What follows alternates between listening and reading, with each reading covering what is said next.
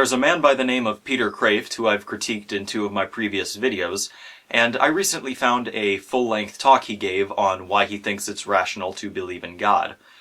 Now, I will admit that given what you would call a proper length of video in which to convey his ideas, his full-length talk versus the 5-minute videos of his I critiqued earlier, he does come across as significantly more reasonable. But he still uses some pretty bad arguments.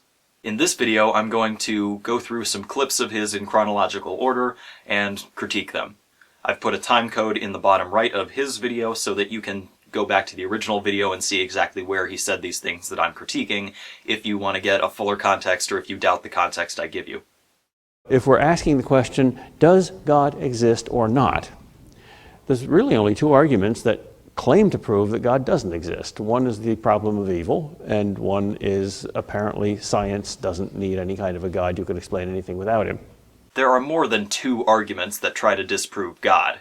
I guarantee it. I guarantee it. One of my favorite arguments against God's existence that you didn't mention is observing apparent contradictions in God's nature. For example, the user NoelPlum99 has a video talking about the contradiction between omnipotence and omnibenevolence. Link in the description, but basically the idea is that if you're omnibenevolent, that severely restricts the range of actions that you can perform, because you are restricted to only perform the most loving action. Whereas if you had another godlike being who was identical to God except he was not omnibenevolent, that God would be more omnipotent than God. And Noah Plum goes on to clarify and do a little more detail, but that's basically the thrust of it. Suppose you saw a large purple rabbit suddenly appear on this desk. Would you say, oh well, rabbits happen? No. It had to have a cause. What was the cause? Well, there's no apparent cause. We're not out in the field, and rabbits aren't usually very large and purple. So you might look for a hole in the ceiling that fell down, or a hole in the floor that it came up, or maybe it's not a real rabbit, maybe it's a balloon, maybe I'm a stage magician, maybe I had it up my sleeve. So you do some investigations to find the cause, assuming that there is a cause. And if there's no physical cause possible, then you go to a mental cause. It's not a real rabbit, it's a hallucination, it's a dream, he's hypnotizing me. And if there's no physical cause and no mental cause, you don't then say, oh well, rabbits happen. Then you look for a supernatural cause. Even a miracle doesn't violate the principle of causality. If only God could create an enormous purple rabbit, well then God must have created an enormous purple rabbit.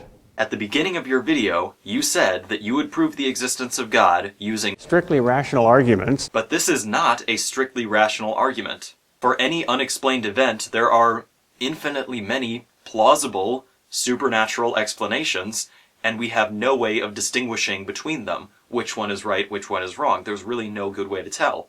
How do you know it wasn't the flying spaghetti monster playing a trick on us? This is why scientists and average people in day-to-day life will say, I don't know, before they go around proclaiming a miracle. In situations like these, you are allowed to say, I don't know. Now, is there anything else than that series of changing things that we call the universe? Is there an eternal being that is uncaused, that is not brought into existence by something else, that doesn't have the transition from potentiality to actuality, but is eternally and timelessly actual? If so, that being would be God. Well, this argument tries to show that there is such a being by showing that if there isn't this uncaused cause, this absolutely first cause, then there couldn't be caused causes. Because no matter how many beings there are in this chain, no matter how many dominoes there are in the chain, there's got to be a first domino. Why is the cosmological argument so popular? I really don't understand this. I'm just going to make it real simple right now and not talk about it again, hopefully. If the universe doesn't exist, then time does not exist. And if time does not exist, then causality, as we know the term, does not apply.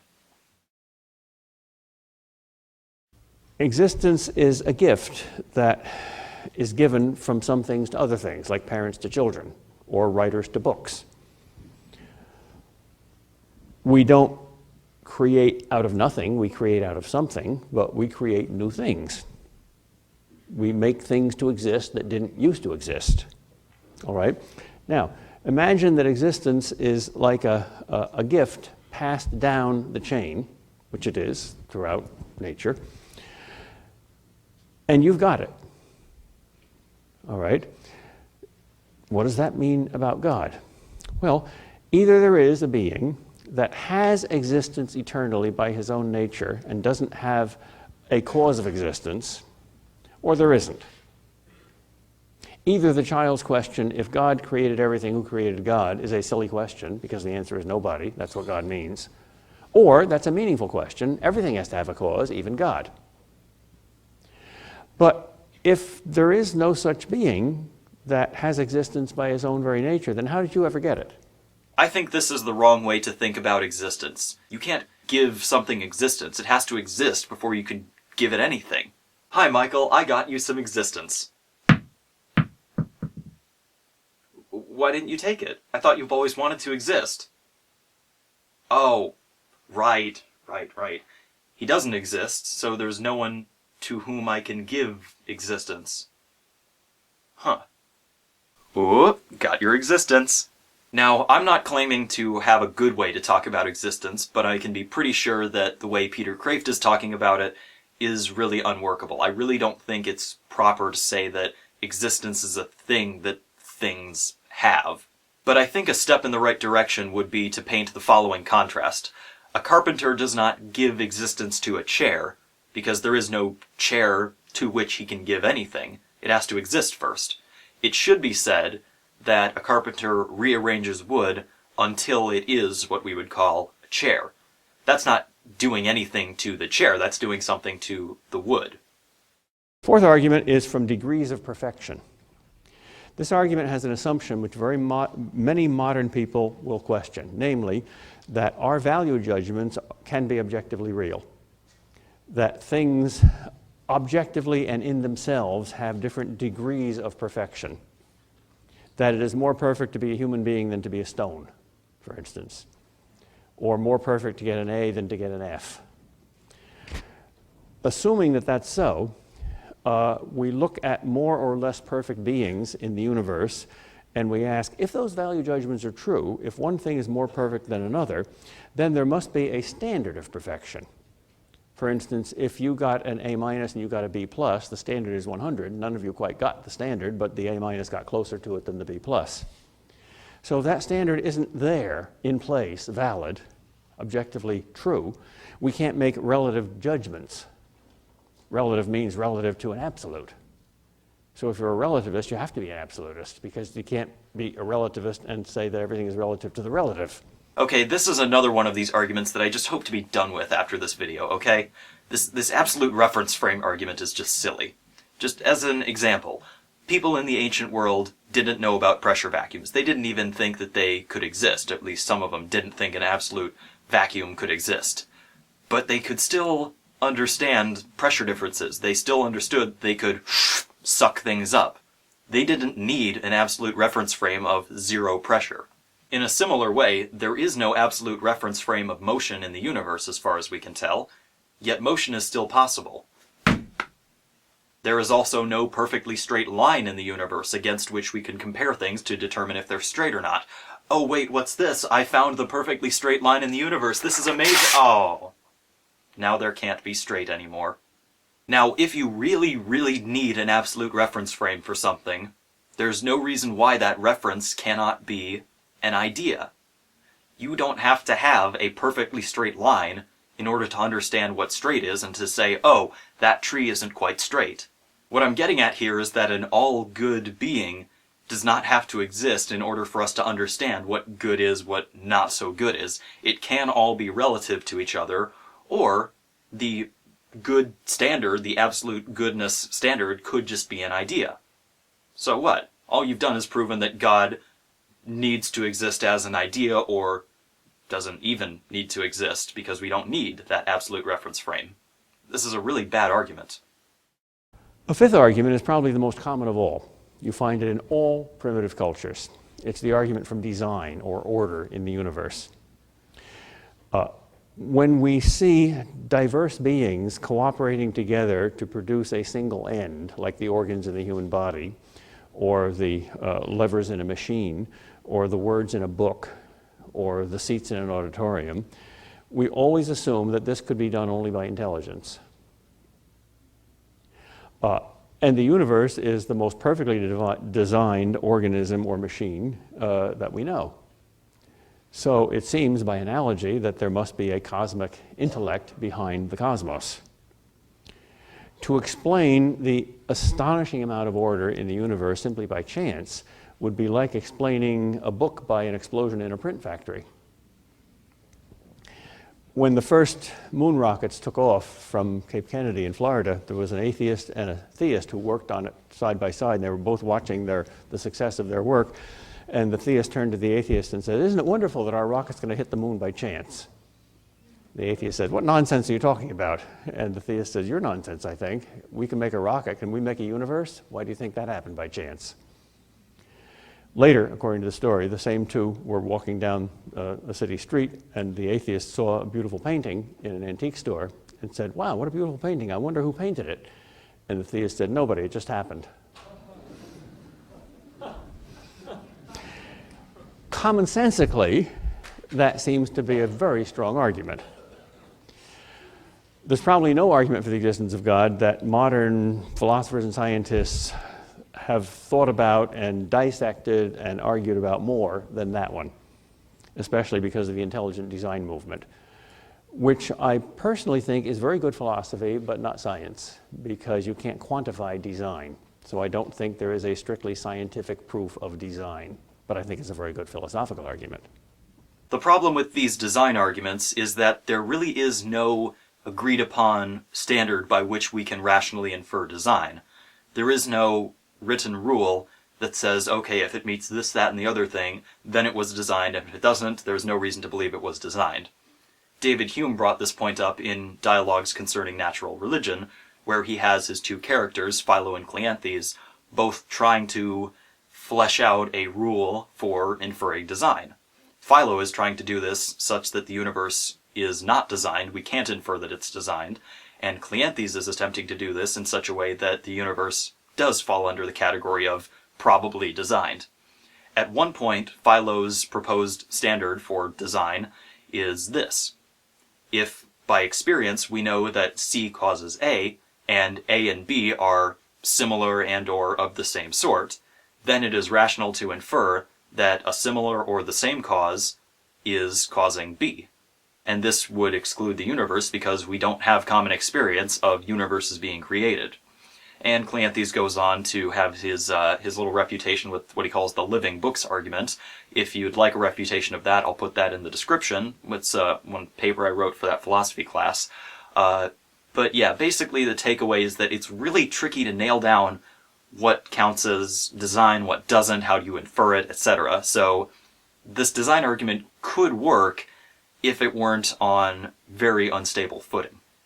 If one thing is really morally good and another thing is really morally evil, if there is an objective moral law, if it's right to make the judgment murder is wrong and justice is right, then once you admit the existence of a moral law, once you become something more than a materialist, once you say that the reality outside your own mind consists of something more than just atoms and molecules, it also consists of laws, not just laws that describe how those atoms and molecules work, like gravity, but also laws that prescribe how you ought to work and how you ought to treat other people.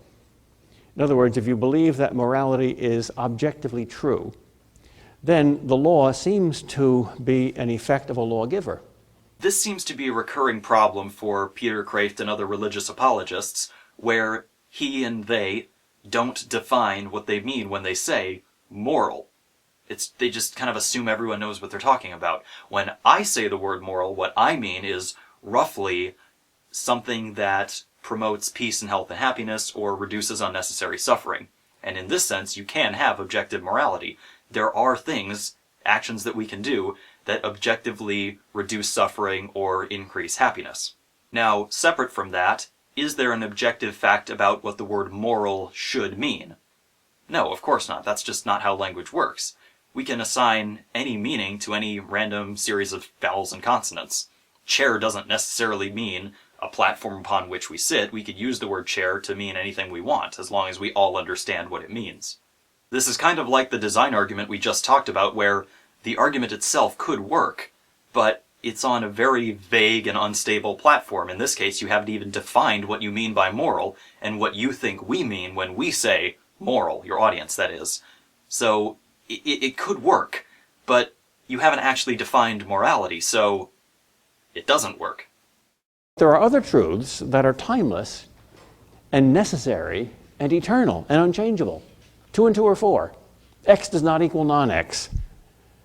Nothing comes into being without some cause of it coming into being, principle of causality. How do we know those things are true? Where do we see them? Do we see them in the material world? No, everything in the material world changes. These truths don't change.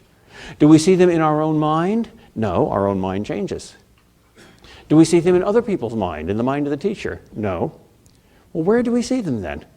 Well, somehow or other, if they're not just your private opinions, which are changing and fallible, if they are indeed what they seem to be, eternal, immutable, necessary truths, we must be reading the mind of God.